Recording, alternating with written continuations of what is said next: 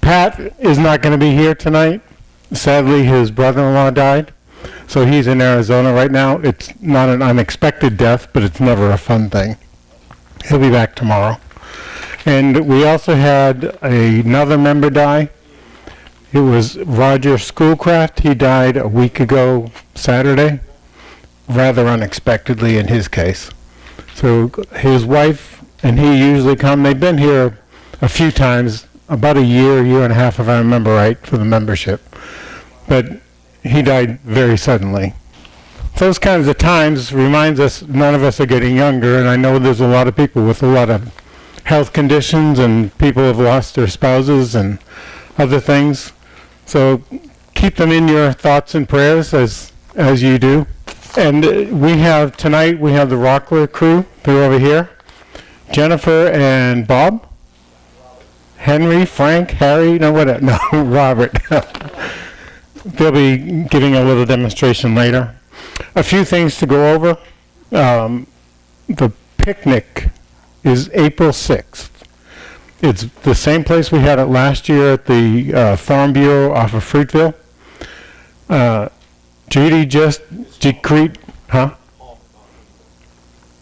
Well, I take the Fruitville exit and then go down to Palmer. Yeah, it's off of Palmer, yeah. But it's the Sarasota Farm Bureau.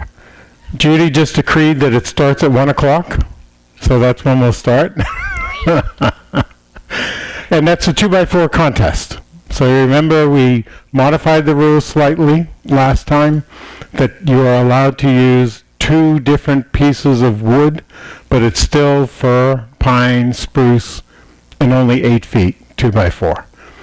Other than that, do what you like, okay? And that will be $100 prize for that, for the winner of that. We're not going to have the crazy voting like we did last time. I get too confused with that, so just one prize and that's it. So I wanted to give a couple of updates. One, we had a widow, thanks to Mike, actually. He had somebody that he knew. She lost her husband over a year ago, and we went in, cleaned out her tool shed, and got a lot of tools. Some of the wood out there, for example, and there was shop smiths and bandsaws and routers and table saw.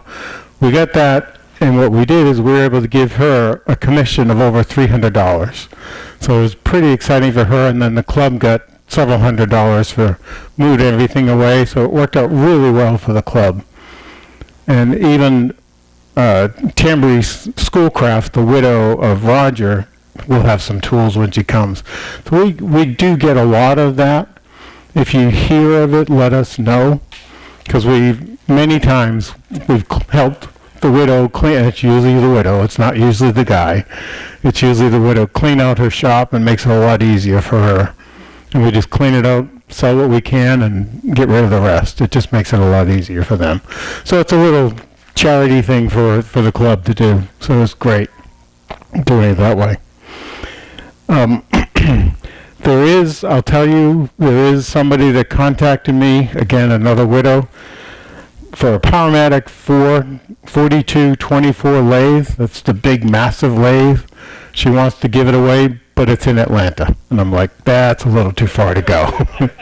So if you want to go through Atlanta, a snowbird on his way back home, I can put you in touch and pick up a free lathe on the way home. Loaded in the back of the Honda. It's beautiful. So always the Turners meeting and the Carver meeting, I assume we're still having them Monday on the Turners. All right, you're it. And then the Carvers, we have Jerry to come up, or Richard come up, talk about the meeting Saturday. I thought that was you. The Carvers meeting we have every Wednesday except the meeting day Wednesdays. But Jerry will talk about a new set we have. You don't need it? Okay. We have this coming Saturday and Sunday, we'll have our first conference.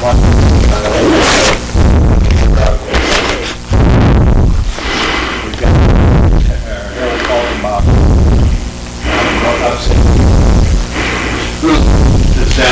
snowbird, and I did a feature all around Florida.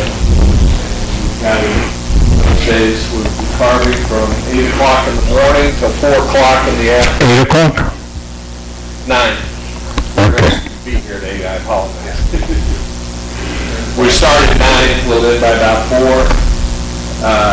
You pretty much are assured that you will have a near finished, if not finished piece in the 2 days. And we still have a few openings. We have today right now 9 people. We're going to be carving here, have enough room to carve here on the floor. So if anybody, it's $40 for 2-day class, $80, and then by wood. We'll have a bunch of pre-made lines that, already got to have parts of and all. We will have, I will bring all of my tools. Richard Valenti's going to bring a lot of his. He can't bring them all because his car's not big enough. But we'll have tools for those that need it, and you can be anybody from a beginner to a master carver, and you can have a ball putting those together. Most everybody can see the bark carvings, and it is fascinating. You don't need to be a member to come. You can bring friends, bring family. It's okay. Yep. And that's it. Thanks, guys. Okay. Tonight, we have the Rockler team has donated an extra tool for us to raffle off. So tonight is 2 tool chances. So you should probably buy 2 tickets. Okay? And 3, 1 with my name on it, but that's okay too. But make sure that everyone signed up. There's fewer people signed up than are sitting in front of me, so make sure everybody signs up at the break so we can get the door prizes done and the raffle. The picnic sign-up sheet is here. Make sure you sign up for the picnic 2x4 contest as well, so I can get the right body count. We got a lot of people haven't signed in. Yeah, that's why I said we've got 26 and there's over 30 people here. And so far on 20, so it would be about 40 people for the picnic, which is pretty typical for us for the picnic. So, but make sure you sign up. Then don't forget, we still have the scholarship that the club is going to donate up to $750 for a class. For that, you have to share with the club what you learned in one of our meetings. So we'd want to get that out relatively soon before the year goes, but we'll have $750 for this year. The sign-up sheets are there. They're also online, so you can do it either way you want. But it doesn't matter if it's an online class. It doesn't matter if it's in-person class. It does matter if it's your buddy teaching you a class, okay? That doesn't count. Membership dues, $25. I'm sure not everyone has signed up yet. We have a little bit of a downturn. I found that people that have died don't sign up again. It's just rude, but no. So just remember, it's $25. Sign up online or sign up here. For the shirts, we have some shirts. They've asked me about the shirts from Greg, the T-shirts that he had, Casagrande, but I don't have a note that he's coming back to do that. He told me before he would, but I don't know if he's going to do that. We have these kinds of shirts that I have. They're $25 for the polo shirt. And we have all sizes in the back that if you want that, you've got one. Looks good on you. But we have that shirt as well that we're able to sell. For Rockler, we thank them for being here, but first of all, Rockler gives a 10% discount to club members. There's a card over here that's good for the year that you can show, but even if you forget the card, you can tell them the club name when you check out, and it's on top of every other discount you get with the 10% at the Rockler. It's up in Brandon. They can tell you where it is and all those other good stories, but it's really worth it to use it. So it's another benefit that we have. Any questions about anything that I've gone through? Then we can present our Rockler friends, Jennifer and Robert. Okay. Everybody can hear me? All right. Thank you again so much. Hope everybody fared well in the storm. We were planning on being here in October, but obviously we couldn't be here. So I'm glad everybody's safe. God bless. We're honored to be invited here. We appreciate your business. We've got a lot of customers here that have been shopping with us for a very long time. I started 9 years ago as a 2-day-a-week part-time sales associate. My background in woodworking is an 11-year-old. I helped my dad build a bed for my baby brother, and then I got hooked. I also belonged to the San Diego Fine Woodworkers Association. We used to do demonstrations with 18th century hand tools and things of that nature. I know a little bit about a lot of things. The guys that are on my crew know a lot. I know enough, smart enough to hire people smarter than me and that stuff. My job is to just take care of them and take care of the customers. So I want to make sure you have a great experience anytime you stop in. We appreciate the fact when you do stop in, because you could go anywhere. You could shop in the middle of the night in your pajamas on Amazon, you know, get it overnight. You don't have to make that drive. So we are greatly appreciative when you do come into the store, and really genuinely hope that you enjoy yourselves and have a good time like an old hardware store. Exchange information. We learn as much from you as you do from us, because everybody's got a wealth of knowledge. As was stated earlier, we do have the Guild affiliation program.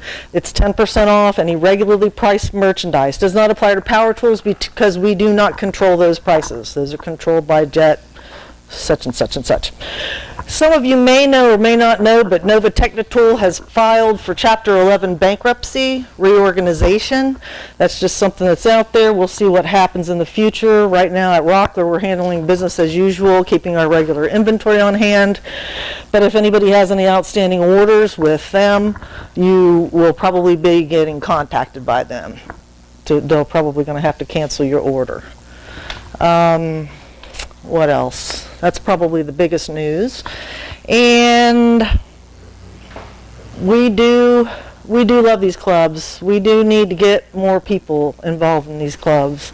Great organizations like these are slowly becoming, harder to find, and we've got to nurture the next generation. There's a lot of good young talent out there.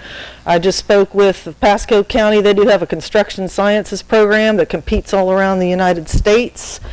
So they're getting kids back into the trades again, which is very, very important. And you guys are awesome mentors to a lot of these people too. So if there's anybody you know, whether it's your relative, your neighbor, somebody, if they've got the slightest bit of interest in woodworking, let's nurture them. Teach them safe practices, and teach them how to do some cool, fun stuff. So on that note, anybody questions about Rockler, jigs, anything like that? No. What we're going to do, as I said before, Robert is going to demonstrate the new grinding and honing jig from Rockler. He fell in love with it. It's one of his favorite things when we first got it in. I donated for the raffle the 3 miter blocks there. That's one of my favorite things. So yeah, they're simple, but you can go for 4 to 12 sides without fussing with your miter gauge on your table saw. And we've got the HEPA filter here, dust extractor, which is super, super quiet and very efficient. And after this demonstration, and Robert, you can bring up some of your irons or whatever you've got here to sharpen. We're also going to talk about bandsaws. We understand people had some questions on bandsaws. So we're going to do our best to take care of answering those questions too. Thank you again so very much. We really appreciate you and love woodworkers. What a great, rewarding hobby. You guys have fun tonight.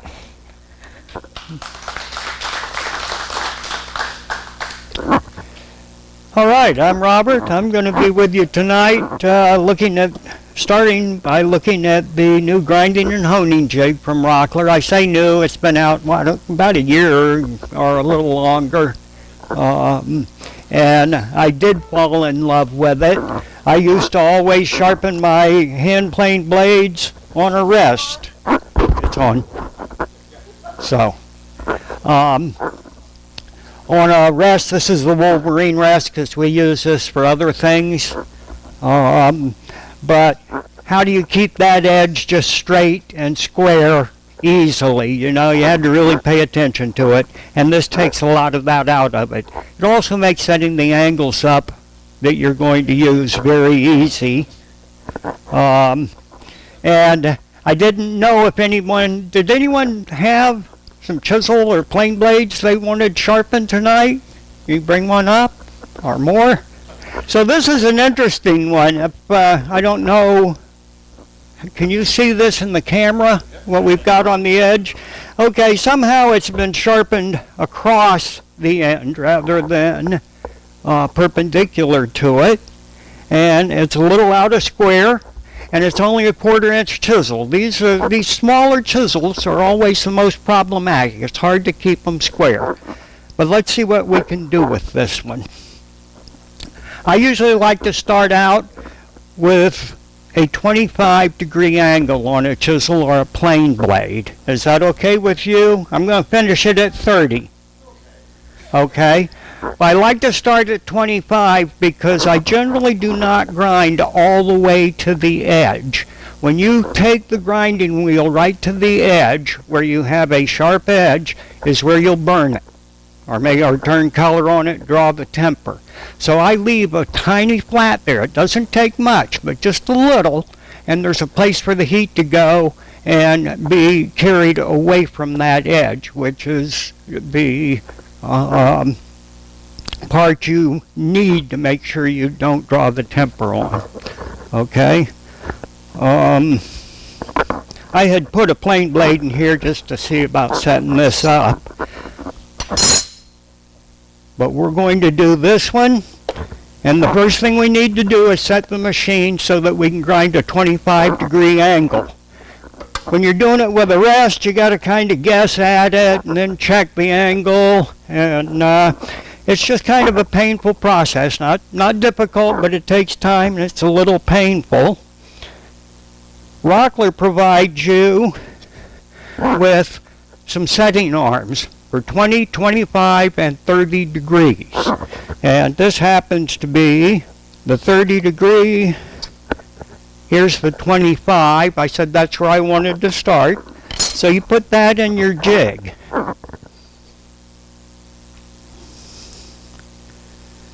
And this is the slowest part of the whole thing, is going from a 2-inch wide plane blade to a little narrow setting jig.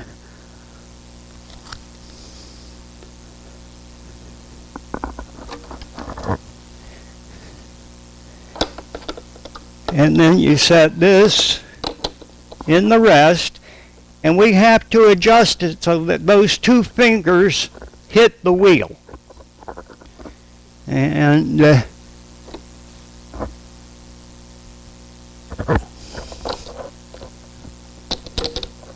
I loosen everything just enough so I can just move it and start setting the angle. And there we have it. Now I just need to snug these down. That moved on me. Yeah. Good. And now we're ready to put the chisel in.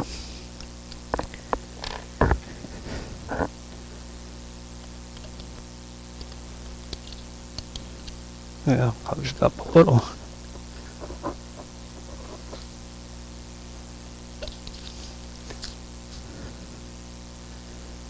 Here we go. You just have to make sure that that sits flat in here. There's nice surfaces to register it on. And then in this little tray here that carries your angle setting fingers and a little tray of water so that we can keep the edge cool are some steps that you set the distance the chisel protrudes from your fixture here for the angle. So I want to go to the one for 25 degrees, and I will slide that chisel out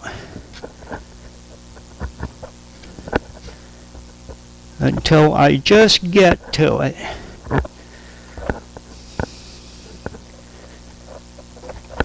Now this chisel has seen some use. I'm right about it, but probably the last time I'll sharpen this at 25 degrees, and it's just because it's getting too short to protrude far enough from here to do that. But you'll be able to continue after this at 30 degrees for quite a while yet. So there's still good useful life in this chisel.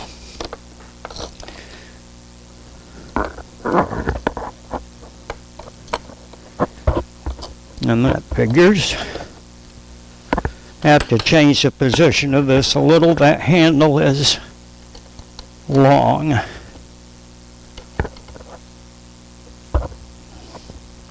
So let's go back.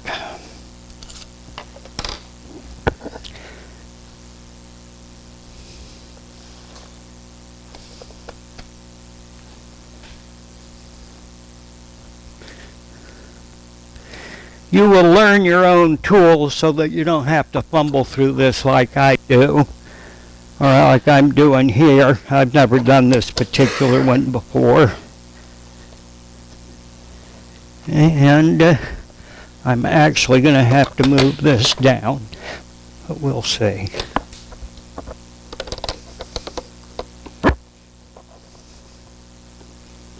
There we go.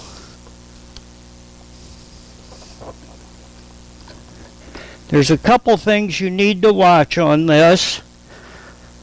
You don't want this bottom tray down here tipped forward, or you may not be able to raise your tool enough to clear it.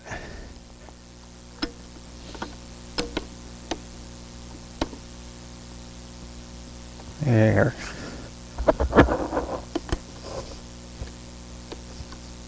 There we go.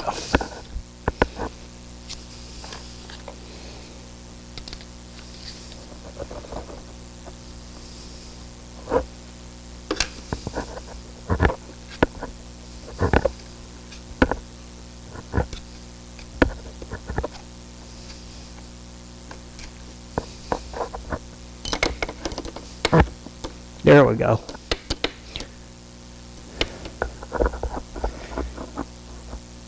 Now all we have to do is turn it on, let it come up to speed,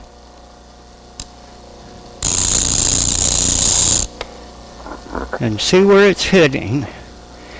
And it's hitting in the back here. I'm going to put a magic marker on this. I'll show it to you now and put the magic marker on so you can see what's happening here. But that is at the back where we, on the heel, I would call it, of this edge.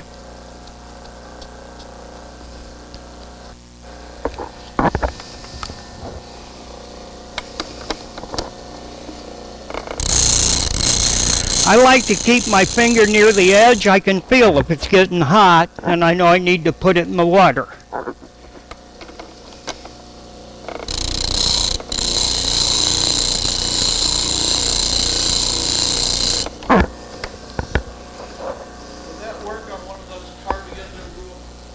It does indeed. Yes, sir. The CBN? Yes, sir.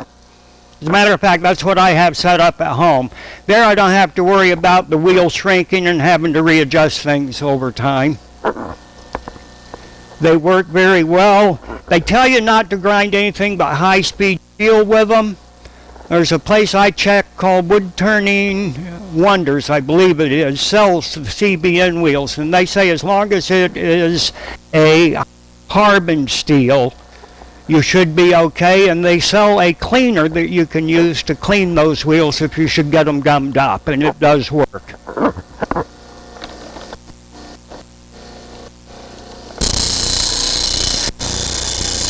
The other advantage, though, to the CBN, they don't heat your tools near as much. You're not likely to burn an edge with the CBN wheels. What grit wheel do you recommend of the CBN? I have an 80 and a 320. So I use the 320 almost all the time. I use the 80 if I'm reshaping a tool, if I'm turning it into a different shape than it came in as, or if it has been badly damaged and you have to remove a lot of steel.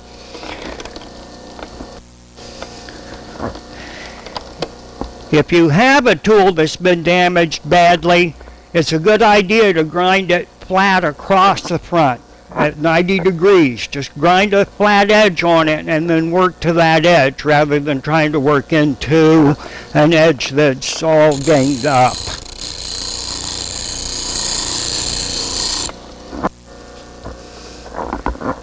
See, we've almost got all the black off now. We're just about to the edge of the tool.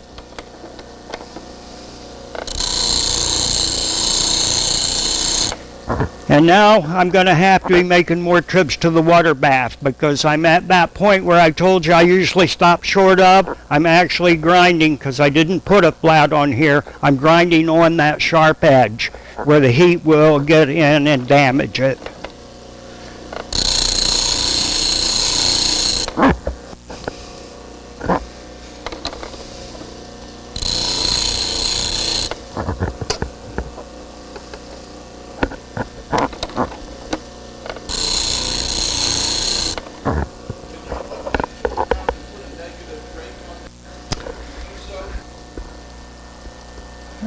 You would be able to, but this fixture is not really set up for that, and I don't know why you do it on a chisel. On a chisel, you want to keep that edge flat because you're usually registering off of it.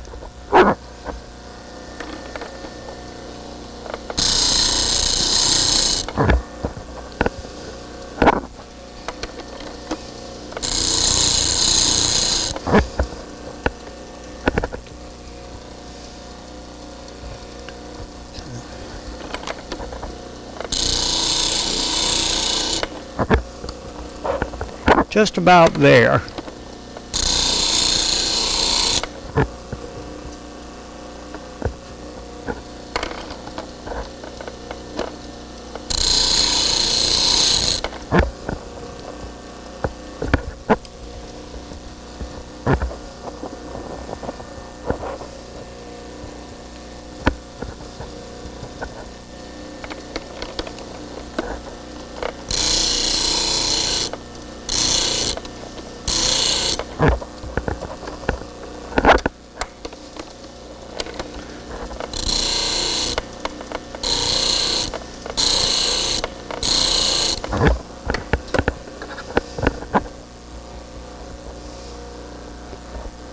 Quite flat on here. What I'm running into here is I'm not quite square across this edge, and that's probably because this is a little out of adjustment. This comes on and off all the time, and I didn't have a lot of time, or didn't spend very much time trying to set it up here to get it tweaked just perfectly, but we're very close to square on that edge. And just about got it all the way across.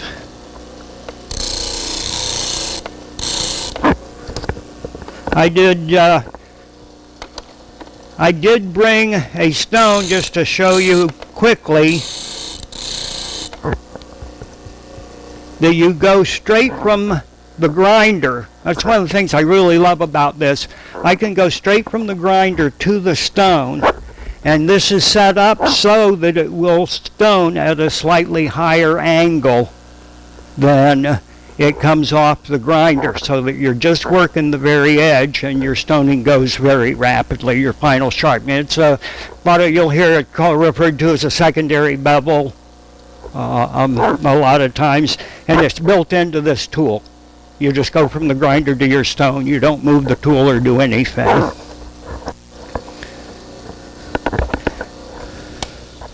I'm done at the 20 degree. Do you want to bring this up to 30? Or okay.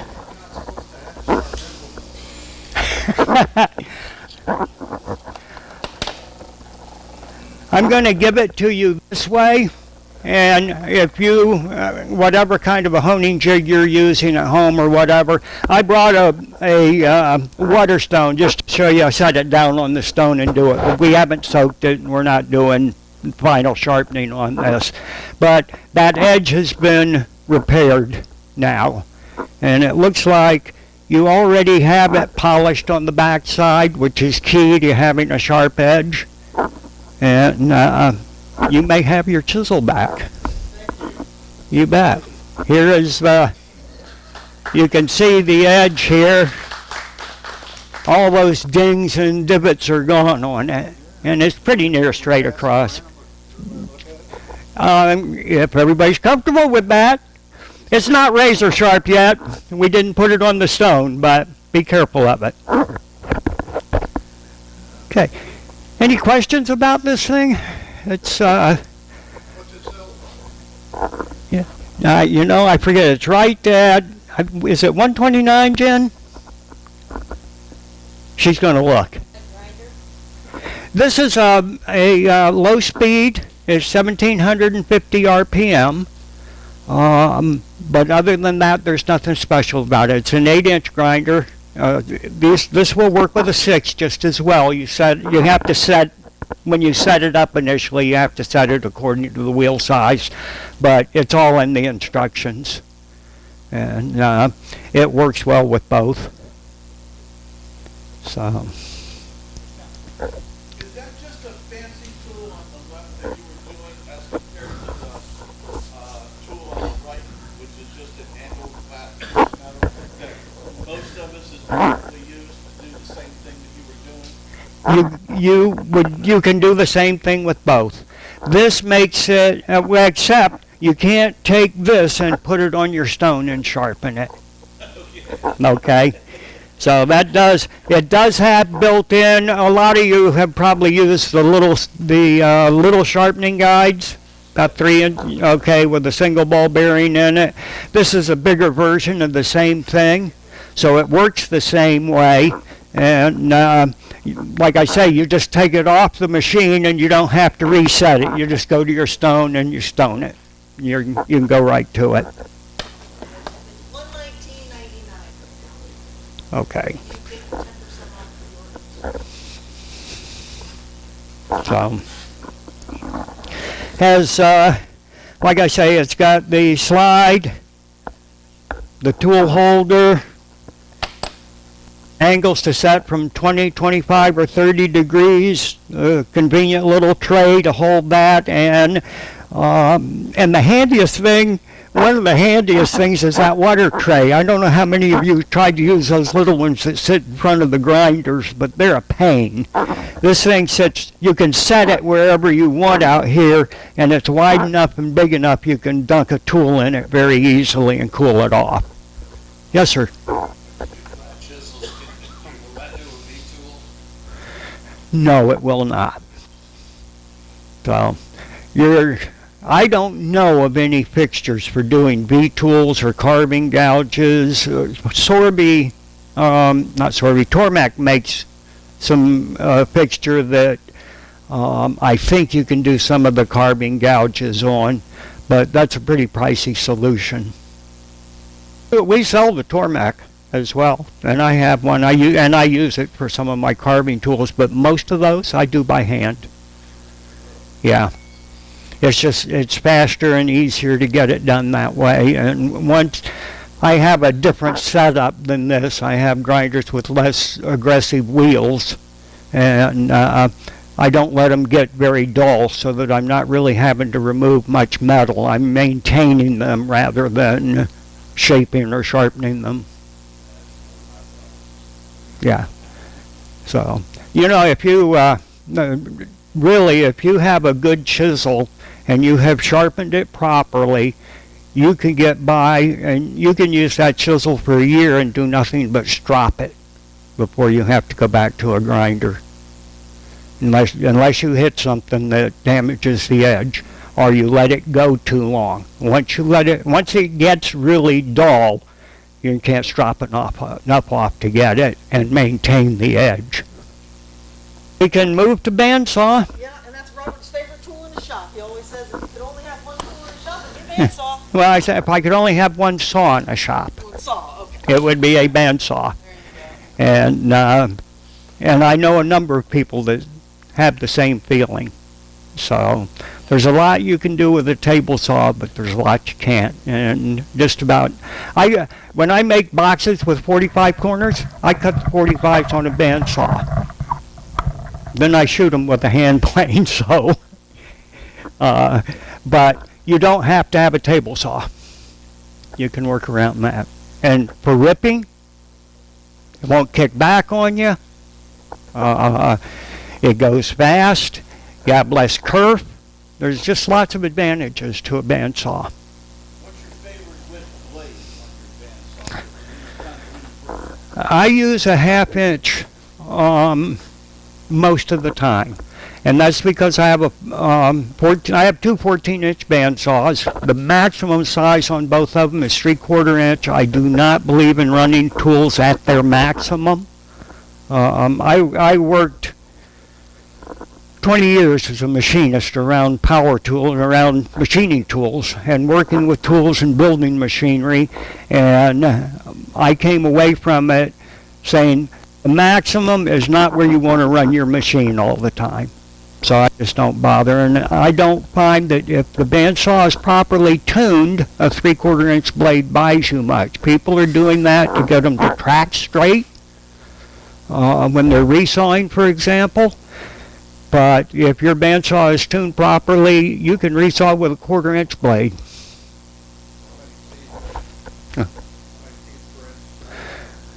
3 to 4. And actually the blade I'm running, well, sometimes I run one that has 3 and 4. There'll be 3 teeth followed by 4 by 3 by 4. It varies. It's variable pitch. But the blade I run the most is the Olson PGT 1/2 inch, because on my saws, that's the blade I have found that lasts the longest. It doesn't give me the cleanest cut. I get a cleaner cut with a wood slicer. But it will outlast the wood slicer. It outlasts the Wolverine. Any of the other blades I tried, it will outlast. That varies from saw to saw. Just because that's true on my saw doesn't mean it'll be true everywhere. But it does mean that, to me, that Olson PGT blade is a very good blade. It's well made and it lasts.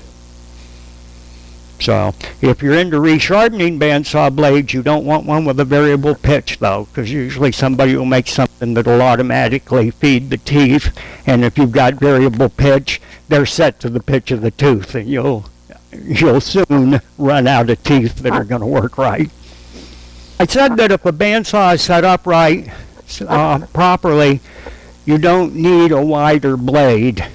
So I would share with you the thing that most people do wrong setting up a bandsaw is they center the blade on the tire. And you do not want the blade centered on the tire. You want the bottom of the gullet of the tooth on the center line of your tire. If you center it on the blade, those teeth are overhanging that crown, and they can do this, and that's why your bandsaw will start to track off. If you set it back so that the bottom of the gullet is running on the center of the blade, there's much less of this that your teeth can do, and you'll get a straighter cut. What about the tension on the bandsaw? Do you do it like a card string, or is it tighter, less? Well, I do it, I tension it by tapping it. I mean, just tap it with your finger, and it should move about 1/8 of an inch. Like a couple inches above your tape? Getting an open spot, yeah, where you've got the blade is hanging free, and just tap it with your finger, and you should get about 1/8 of an inch of movement on it. So, one of the things I did for a long time is I under-tensioned my blades, because I was running a wood slicer, and they say bring the tension down. And what I found was that actually led to more blade breakage, under tensioning it. I think it's because they'll heat when they do that, and when they heat, they stretch, they get longer. They don't stretch, but the metal gets longer, your blade gets longer, and it just, it's following itself. Boom, boom, boom. It's going the wrong direction, and I couldn't get blades to last. And so I finally started tightening them tighter. I went back to what I did 50 years ago when I did custom cabinet work, and the owner of the shop said, here's how you set up a bandsaw, and showed me the old finger trick. Saw blade lubricant. Okay, and this is made for bandsaw blades. It's made by Olson, I think. Yeah, it is Olson. Same one whose blades I like. And you just, turn your saw on, turn it off, and just touch this to it and let it pick up a little, and you're good to go. I do it before starting a long resaw session. If I'm going to be resawing for a while, I'll go do that. I don't do it every day, all the time. Or if I'm going to be sawing a resinous wood, one that likes to leave buildup on the blades, because that's another thing that'll lead to blade breakage and drift and things not working quite right. You get the resin's building up on the blade, and it's just like the blade is dull. It really isn't dull, but that resin is interfering with it cutting properly, and this helps keep that resin buildup down. The Olson PGT has already had the back corner, it's a very good question, rounded on it. And it's because that back edge runs up against your thrust bearing, and you don't want to damage that bearing. And if you buy other blades, and some are good quality, well-renowned blades, will leave that edge sharp. Take a stone and turn your bandsaw on and very lightly stone the corners down on that so they're no longer sharp. Like them like very close and almost touching, or like them only a little bit? I want to get them as close as I can get them without touching. Now, I usually set them to a cigarette paper. Whoa, that's close. At about 1.5 thousandths. But I don't smoke. I don't either anymore, but I always had a box of cigarette papers in my toolbox when I was a machinist because you use them to find an edge. I don't know if that makes any sense to most of you, but you're working with an end mill and you have to know when it starts cutting on a piece of steel. You have to find the edge. Where is it? And what we would do is take and set a cigarette paper up and move that end mill towards it until it just caught the cigarette paper and we knew we were 1/1000th of an inch away from the edge. So. Now, when you're using your handsaw, like most shops have one, you use it to cut everything. Yes, sir. The worst thing to cut on a bandsaw that wipes out your blade. Any metal, and usually it's because you don't have enough teeth in it. If you're cutting aluminum or brass, it's because you don't have enough teeth in it. As far as wood goes, I would say probably particle board or melamine. Those are some of the worst things you can cut with a blade. PVC will damage it if it gets away from you. I've never seen that the plastic hurt the blade any, but what does happen is because it's round, it wants to roll, and it all too often will. If you guys are ever cutting round stuff on a bandsaw, please clamp it down. Do yourselves a favor. It's not safe to think you can hold it. You can't hold it against that machine. It'll take it right out of your hands. I don't care who you are. So clamp it. And if you've got it clamped rigidly so that it can't move and feed it steadily, you should be fine with it. As you cut through a cylinder, though, there are places when you get to the center of it up top, it's very thin. If you're cutting with the blade, your 1/2-inch resaw blade, that the teeth are 1/4 of an inch apart, you're gonna have times there's no tooth in the work. And the ideal is that you always have at least 3 teeth in your work. Should be in contact with the work. If you're doing something like that, and I do it, I'll cut stuff that's thinner than the distance between my teeth all the time, but I slow my feed way down and I make sure I'm able to control it to move it very smoothly, because it's all up to me. I'm not working against the pressure of teeth in there to help me control the speed that moves at. And it's going to hit a tooth, and when that tooth comes out, the pressure you're putting on is going to try and push it into that open air. And so you have to be really cautious about that. But that's where PVC might be damaging a blade. typically there what I'd do is probably bend it. When a bandsaw blade breaks, you can get hurt. That's the downside on a bandsaw to me. I'm very cautious not to be in front of that blade any more than I have to. How many of you had a blade break and it does this? It comes out. Okay, if you're there, those teeth are moving fast and they're going to get you pretty good. There's a good chance you're going to go get stitches for that at least. So that's the downside on it. Don't stand in front of a blade. Don't put your hand in front of it. I will, like when I'm ripping, if I need to hold it on the far side, I'll reach around behind the blade and hold it against the fence rather than run my hand in front of it. So it could still, by chance, go the other way, but it's much less likely. You're not likely to have an accident with that. Most accidents do not have to happen. They happen because you're comfortable. You've been doing it a while. Nothing's ever happened. You're new. You don't know what not to do. They don't happen to the guy that's been doing it for a while and maybe had an accident or two. You know, I've had accidents with table saws, edge sanders, never with a bandsaw. But I call them cheap lessons because they're still all here. Not everybody is that lucky. Get a saw stop. And I wish they'd put the flesh sensing technology in more tools today. But most accidents don't have to happen. They happen because for you guys, you've been woodworking for a while, they'll happen because you're complacent, because you're comfortable with what you're doing, or I can get away with it. When I'm teaching classes, I tell people, if you're ever doing anything, and there's something in your mind says, I don't know, something doesn't seem right, stop right there and find out why your mind is telling you that, because all too often you're doing something you shouldn't be doing and you just don't realize it. You haven't thought of it.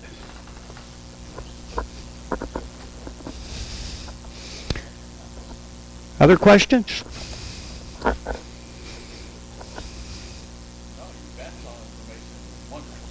Awesome. Glad to help you with that. They're a wonderful machine. I really do like bandsaws. They do so much, and it's not hard to set them up. You just need, but nobody tells you these things.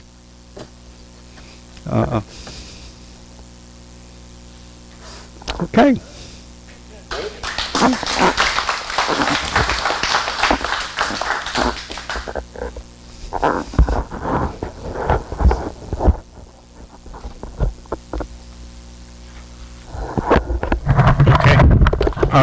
Again, make sure everybody signs in, please.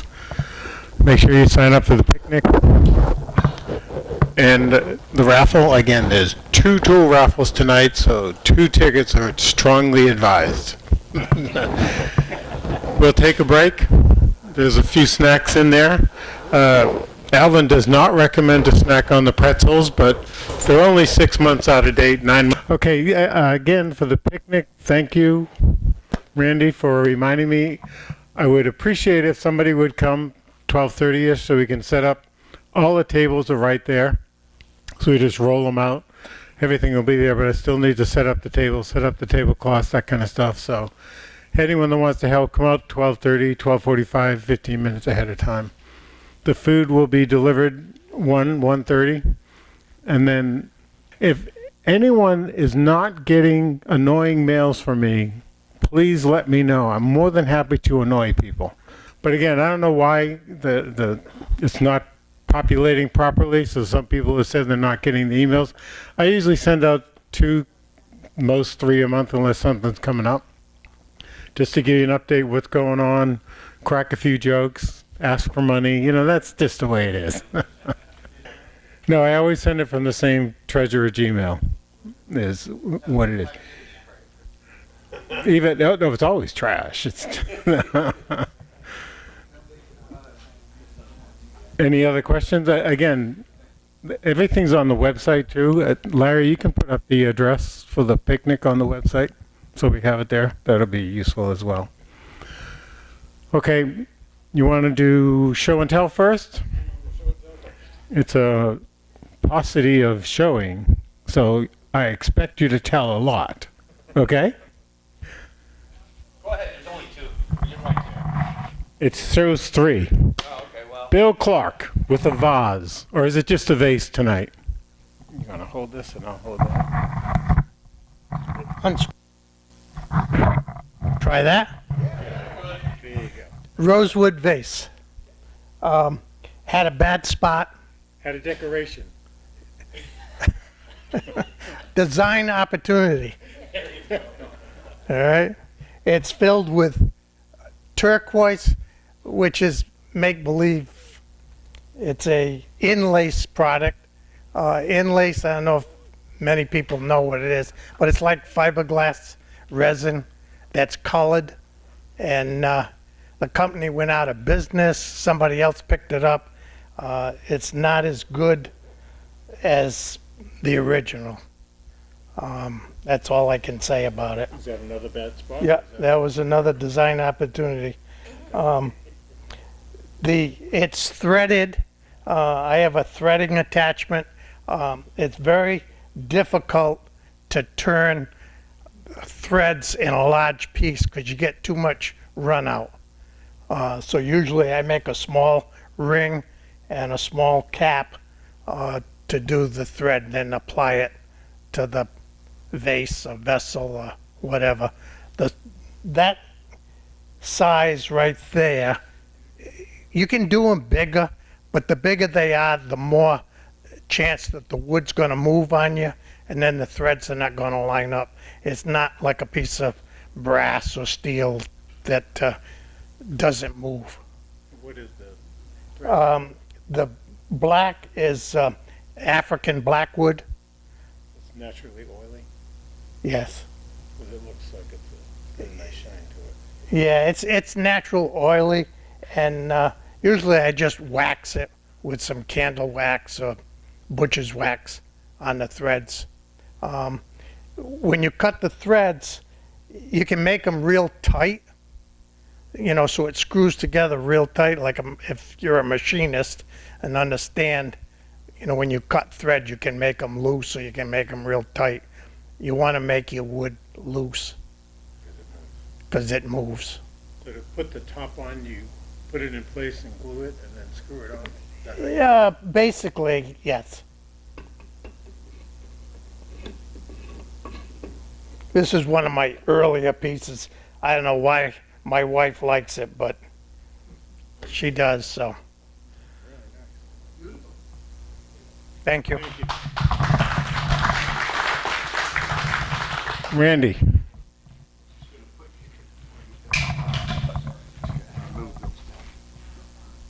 Start with my little one. Okay.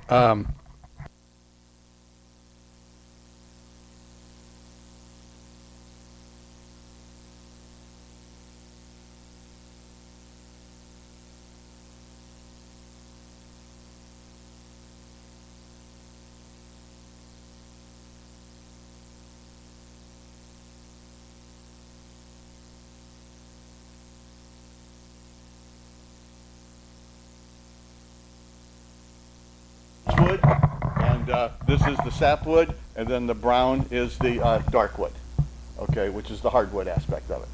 So that's my pepper mill. The wife said that now she would like a salt mill to go with this one, and I says, well, I'll give it a try, okay. I brought in 2 things tonight. This is just a very small bowl, and it's made out of mahogany. And it's a segmented type bowl, which is something that I love to do. But I decided to do something a little different and make it a little tricky. I added a set of steps. I don't know if the camera can see those, or if you're looking out back there, you can kind of see the steps. And if you look at it one way, the steps are going up. And if you kind of tilt your head or the bowl, the steps go down. Okay, it's kind of an optical illusion on that. And then the steps go down in the basement on the inside of the bowl. So it's kind of neat. Yeah. Go up the outside, go over the top of the bowl, and go down onto the inside. Okay, the steps are made out of 3 different pieces of wood. They're maple with walnut in the middle, and then maple on the end. It was a nightmare making the little cubes right here in order to build the steps out of, because they have to be exactly the same length. And then you got to insert them in the ring exactly on top of each other so they line up as steps when you're going up and down. So it was a fun thing to make, but I don't know if I'd make another one. I've probably got 40 hours in this little bowl.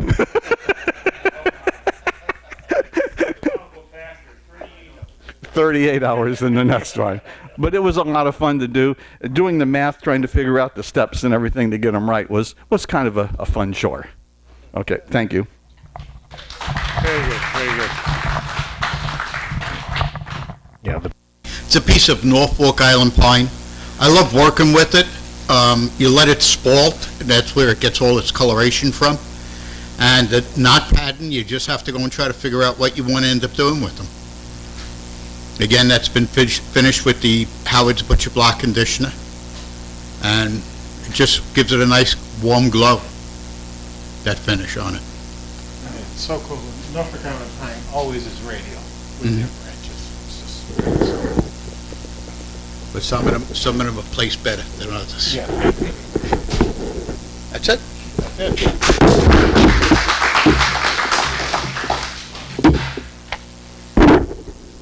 thank you. Now, on to the drawing. You got a blue one? Yeah. Put that one there. Get somebody to pick one out. We'll let the new guy pick one out. No, very good. Except yours. That's mine? All right. Oh, it's mine. Everybody look at your red tickets. Red tickets. 7, 9, 6, 4.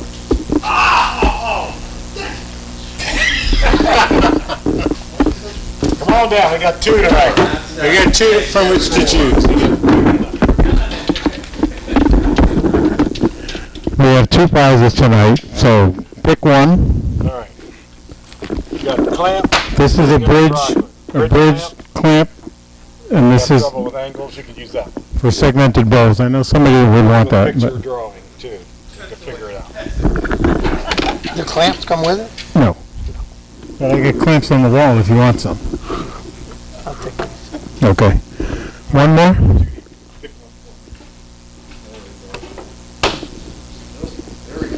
All right, here we go. 7977. 7977. You ready? Go ahead, come on down. 7-7. This one next. Okay, This one comes with picture instructions. our,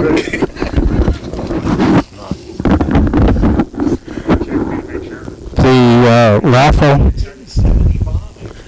Got it. can you pick that up? I just dropped them. Yeah, Voice. I lost it. Okay, the 50-50 raffle tonight is $197.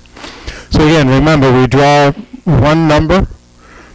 If you're there, you can pick a card. If you're not, one of us will pick a card for you and see if you won.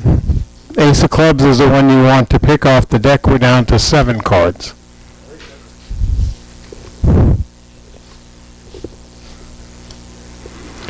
Well, he's here. Hayes. You know Mr. Hayes? Where did he go? Did he leave? Oh, yeah, he left early. He left early. Okay. Well, then we need to pick a card for him. Yeah.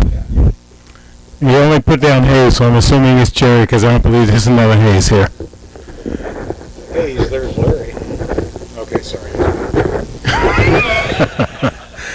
Marcia, would you pick a card for him? Oh, there you go. I don't want He to. put you to work. or That's right, exactly. if he doesn't win, he's gonna call you. Oh my God. 9 of clubs. So again, they'll all stay in till the next time.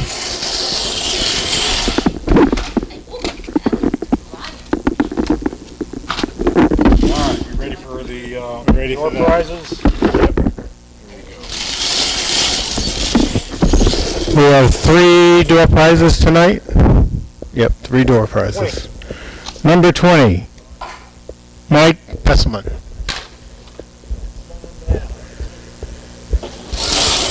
It's the gloves and the rags, the Allen wrenches, or those glue. They're, Don't worry about that one. okay, That's 28. I don't think we have a 28. no. 24. 24, Gary Bill, our new guy. All right, come on. How about that? We like to welcome our guests in a really nice way. One of those too. All right, very good. Last one goes to number 9. Number 9. Randy, you won the door prize. It's both of the gloves and the micro cloths go together. There you go. You can really clean up now. There you go. All right, very good. All right, any other things anyone needs? Questions, comments? Mike, please don't do this again. I'm sorry, but by the rules, I'll have to do this for 2 years. Thank you very much for attending. We appreciate it. Again, the next time we'll see you is at the picnic, and then the March meeting, the April meeting.